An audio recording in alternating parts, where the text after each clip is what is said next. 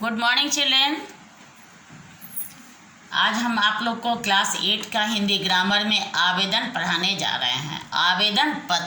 आवेदन पत्र कैसे लिखा जाता है हम लोग इसकी जानकारी लेंगे। यह आवेदन पत्र जो है यह लिखा जा रहा है कि आपके घर से साइकिल चोरी हो गई है, इसकी जानकारी देते हुए मिठनपुरा थाना में एक आवेदन पत्र लिखें, एक एप्लीकेशन लिखें थाना प्रभारी के पास। अब हम लोग इसको कैसे लिखेंगे इसके बारे में जानते हैं। सेवा में श्रीमान थाना प्रभारी महोदय, सेवा में श्रीमान थाना प्रभारी महोदय, मिठनपुरा थाना मुजफ्फरपुर। आप जिस मोहल्ला में भी रहते हो उसके बारे में यहाँ पर, उस मोहल्ले का जो थाना है उसके बारे में यहाँ लिखेंगे। विषय देंगे कि किस पर्पस से हम लिख रहे हैं, मेरा क्या मकसद है एप्लीकेशन लिखने का। विषय है साइकिल चोरी होने के संबंध में। महाशय, हम लोग आवेदन पत्र जब लिखते हैं तो रिक्वेस्ट करके लिखते हैं, उन्हें आग्रह करके विनती करके लिखते हैं, उन पर ऑर्डर नहीं कर सकते हैं, उन्हें आग्रह करके लिखते हैं, अपने विचार को, अपने समस्या को उनके सामने रखते हैं। महाशय, सविनय निवेदन है कि मैं मिठनपुरा मोहल्ला में रहती हूँ। कल दोपहर में मेरे घर से मेरी साइकिल चोरी हो गई है। मुझे विद्यालय आने जाने में काफ़ी परेशानी हो रही है।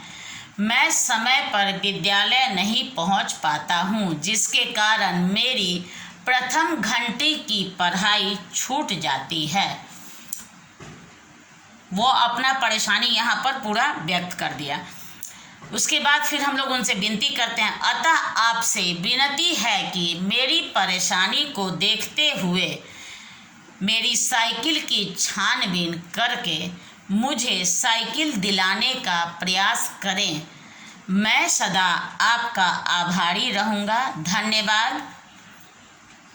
आपका विश्वासी या विश्वासभाजक नाम और तारीख देंगे।